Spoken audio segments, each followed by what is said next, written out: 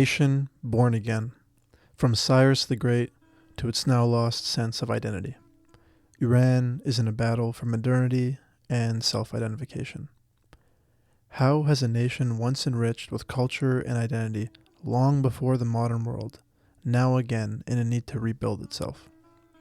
To answer that, we have to look at an idea so radical that it was refuted by the majority of people who came across it. The Valiyat al-Faqih is the concept that a qualified Shia cleric should govern all Muslims until the return of the 12th Imam from occultation. It is important to first understand the origins of the Valiyat al-Faqih so that we can see the progression of it in modern-day Iran. The Imam in question, Imam Mahdi, is said to be the 12th generation Imam after the passing of Prophet Muhammad. It has not always been the case that the Valiyat al-Faqih, which has been around for centuries, is or was meant to rule a nation or all Muslims. This idea is relatively new. What it used to be was a doctrine that allowed certain clerics to act as guardians or legal representatives of their populations vulnerable. This would manifest in situations such as land disputes for those who could not represent themselves, like children or widows. If a child inherited land, they would not be able to manage it on their own. Now, you may be wondering how this guardianship concept moved from an individual basis to eventually encompassing an entire nation. That answer comes in the form of two men, Ruhollah Mustafafi Musafi Khomeini and Mohammad Hosseini Beheshti. Khomeini was a charismatic man who understood the potential of the Valiyat al-Faqih to not only be a guide for individual cases, but also have the potential to shape an entire state. Khomeini did not get these ideas all on his own, however. When he was in exile in Iraq, he encountered a political environment in which the conversation of the Valiyat al-Faqih was taking place. Before Khomeini's reinterpretation, Valiyat al-Faqih was not intended to justify clerical rule over an entire state. Traditionally, Shia clerics focused on spiritual and legal guidance for individuals, particularly those unable to protect their own interests. Prominent figures like Grand Ayatollah Khoi and others in the clerical establishment criticized Khomeini's expansion of this doctrine as both unorthodox and dangerous. Despite this, Khomeini's framing of Valiyat al-Faqih as necessary for resisting Western imperialism and preserving Islamic values is what won support from revolutionary groups. These concepts already existed in Iraq, but Khomeini built upon these pre-existing Shiite concepts and expanded them for more clerical control.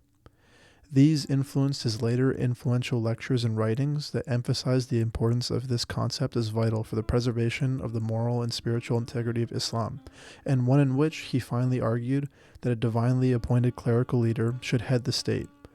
Coupled with his disdain for the Pahlavi dynasty, who were increasingly westernizing Iran and who had exiled him, Khomeini's ideas about the Valiyat al-Faqih shifted to that concept of state leadership within the Valiyat. Mohammad Beheshti, a key ally of Khomeini, played an instrumental role in the implementation of the Valiyat al-Faqih after the Islamic Revolution of 1979. As a leading cleric and a prominent figure in the revolutionary movement, Beheshti was pivotal in drafting the new Iranian constitution, which enshrined the Valiyat al-Faqih as a guiding principle of the Islamic Republic. His vision aligned closely with Khomeini's, emphasizing the necessity of clerical oversight in political affairs to safeguard the Islamic identity of the nation. Together, Khomeini and Beheshti transformed the Valiyat al-Faqih from a doctrine of individual guardianship into a political ideology that justified the establishment of an Islamic state.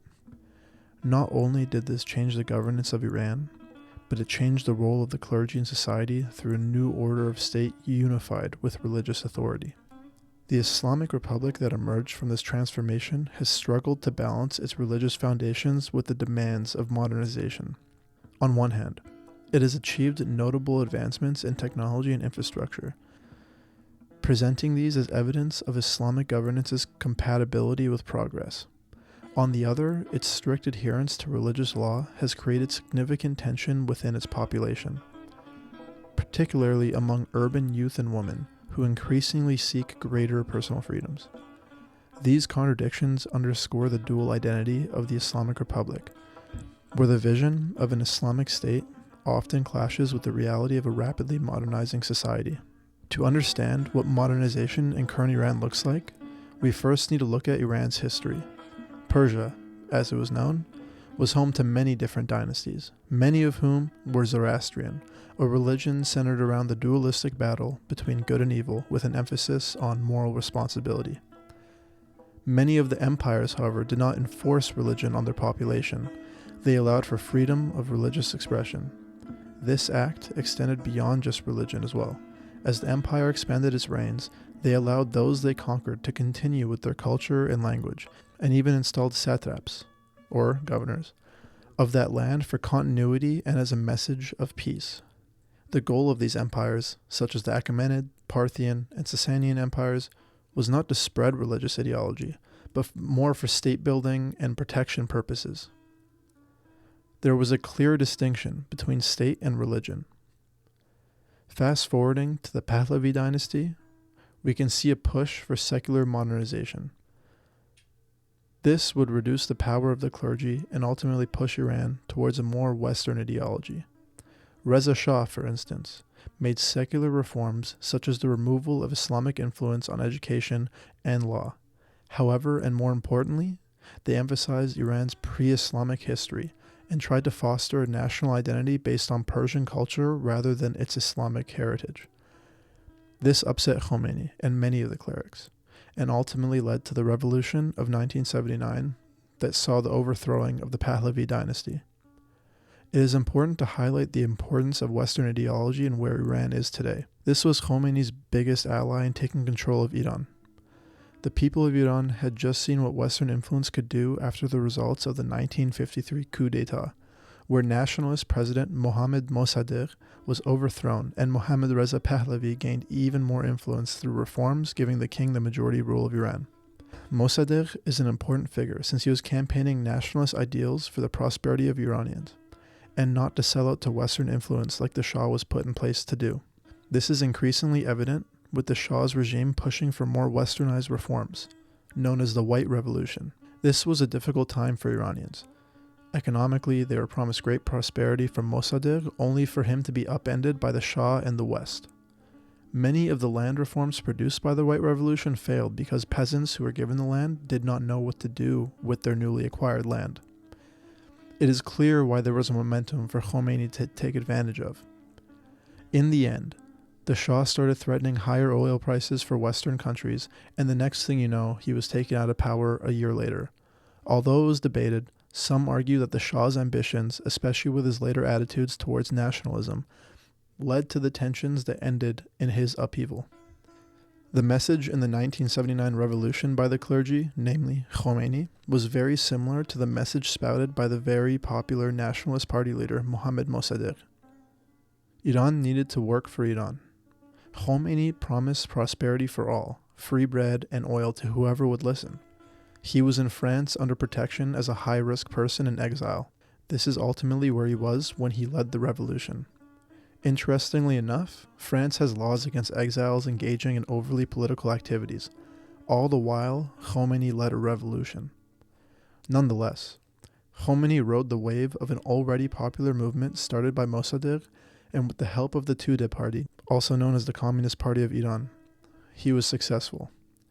Not to mention the other groups revolting against the Shah, like the union groups and the feminist movements. So far, this has been a brief contextual outlook on some important details relating to the current regime and how it got here.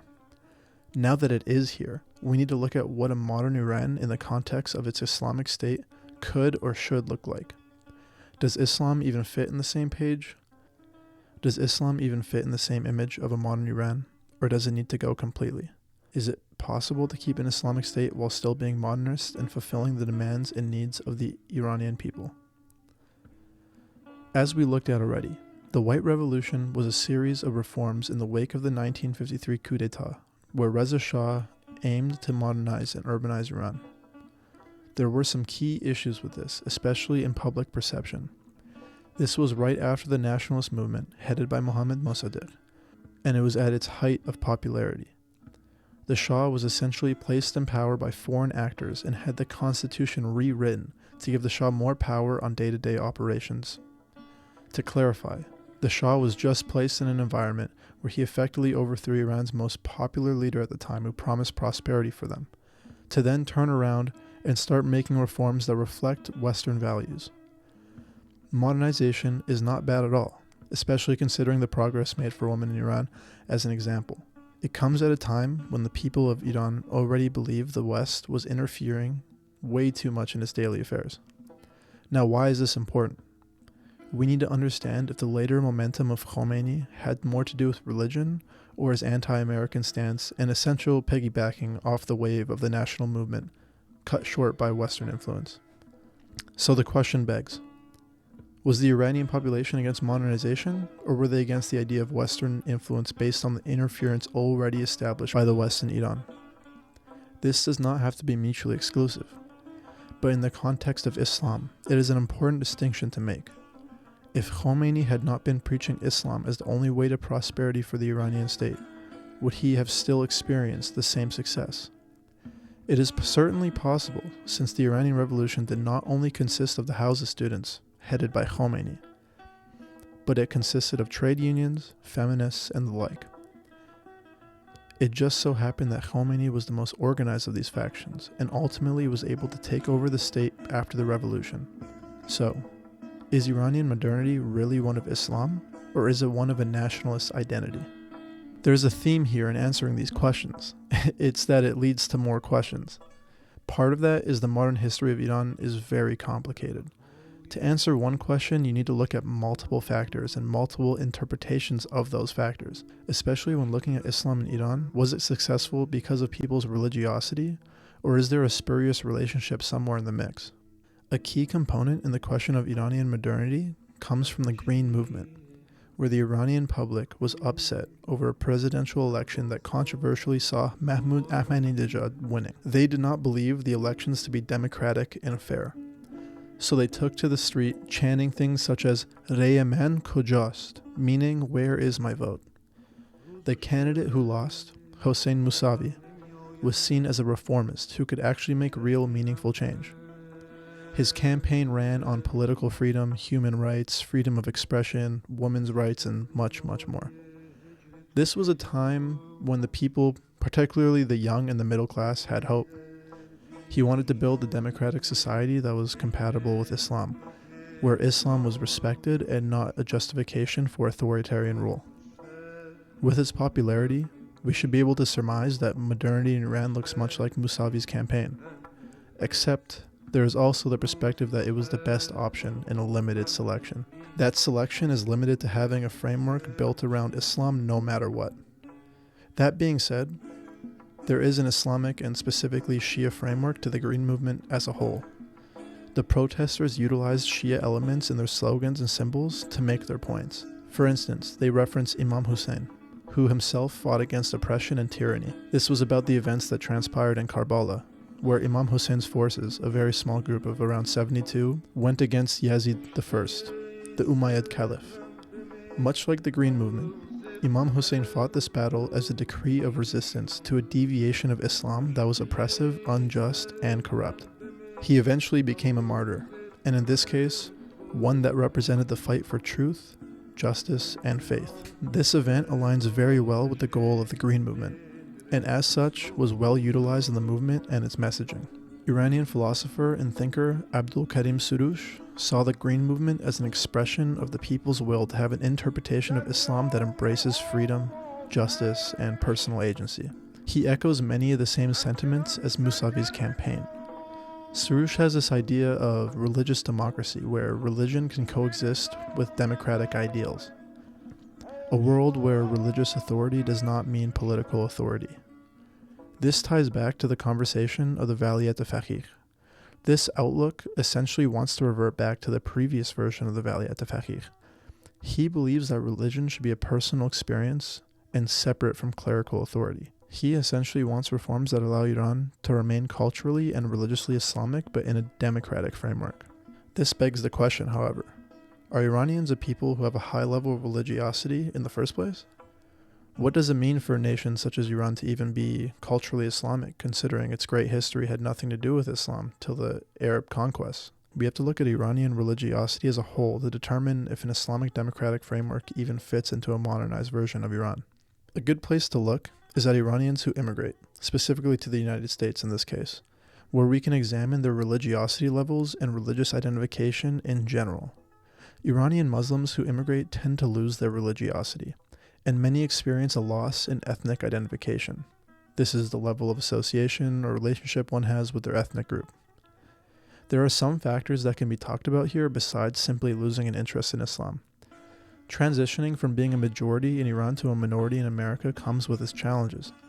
They don't know how to react in such an environment. This is the first time they are really experiencing being a minority, so they may feel pressured to adapt to a more secular lifestyle. While this may be true, looking at Iranian immigrants, we can see that they still celebrate Zoroastrian holidays such as Nowruz. They like to identify themselves as Persian rather than Iranian. They like to be known more for their rich history than for the current authoritarian regime in place. While the premise here is not that Islam is to blame, we can see that Iranians want to be able to celebrate their history and culture pre-Islam while also having reforms that lead to a more secular style of governance that promotes freedoms, democracy, personal agency, free speech, and much more. So where does Islam fit into this? If we look at Turkey, we can see an example of a secular state that integrates Islam and other forms outside of political authority. Although figures like Mustafa Kemal Ataturk had pioneered Western reform in Turkey, the current Turkish government, led by Recep Tayyip Erdogan, is trying to peel back some of those reforms to go back to a more traditional Islamic state. However, Turkey is so far ahead of Iran democratically that we can see how people truly react to Erdogan's actions. And at the moment, he is not well received. The secular opposition in the local Turkish elections are winning seats in major cities like Istanbul and Ankara. However, again, there are multiple factors that need to be looked at besides the peeling back of Western reforms. Erdogan has been in power for a long time. Coupled with his increased corruption and poor public perception, it was only a matter of time before his popularity waned. The key takeaway here is that Turkey is able to vote on such key issues. If Erdogan were to do something out of line, the people can vote and voice their opinion. You can vote in Iran too, but you're not given any viable opposition to the regime at large, and it also doesn't make a difference. The other interesting dynamic at play in Turkey is secularism and cultural Islam. We see how religiosity in Turkey may be low, but culturally it is still very Islamic. That is to say, it is not Western in many ways. It shows how there can be cultural Islam in a country while still having a secular government. Iranians deserve a chance at democracy. One of the oldest nations ever, yet one of the only ones to never have a true influence on their governance. Centuries of highly centralized monarchs turned into invasions by the Macedonians, Arabs, and Mongols, which turned into monarchies again through the Safavids, and then a faux revolution that brought them the current Shia clerical regime today. The feeling or need for the Iranian people to be in a democratic system is overdue, and that time will come to pass.